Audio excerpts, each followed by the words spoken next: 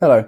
Are you looking for the evidence analysis you need when writing about Fred within A Christmas Carol? Well, look no further.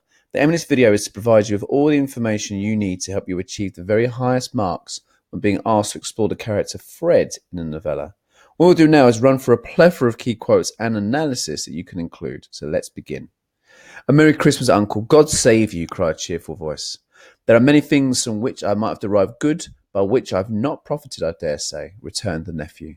Fred is used to juxtapose the cynical, cruel Scrooge. He represents what Dickens feels we should all be more like.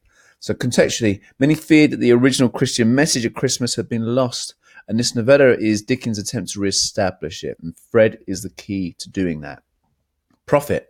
So Dickens suggests that we shouldn't simply do things in order to achieve financial gain. So Fred, Scrooge's only living relative, is in many ways a polar opposite of his uncle. "The only time I knew of in the long calendar of the year when men and women seemed by one consent to open their shut-up hearts freely, and to think of people below them as if they really were fellow passengers to the grave, and not another race of creatures bound on others' journeys." Open their shut-up hearts. This again juxtaposes the oyster, which is Scrooge. Dickens suggests that being an open and loving individual is the allegory to this tale.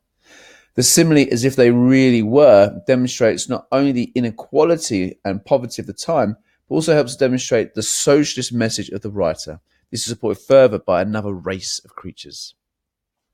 If he finds me going there in good temper, year after year, and saying, "Uncle Scrooge, how are you?"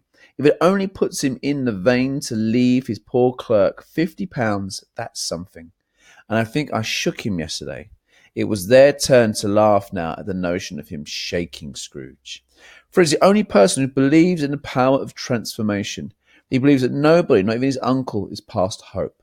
Poor clerk, not only financially, but in regards to the treatment he has received at the hands of Scrooge, year after year highlights the persistent nature of the character. He is not afraid to preach the positive message of God. Laughing at the notion of shaking Scrooge highlights that all consider him unchangeable.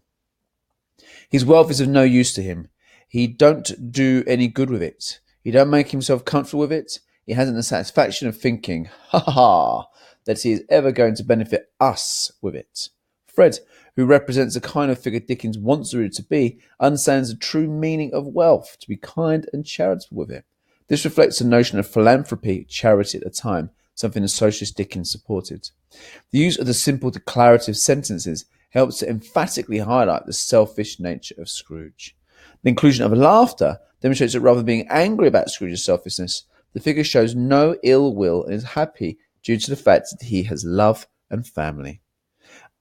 That's all that you would need to create a great essay for the character Fred. You need to practice using it in your work. So good luck.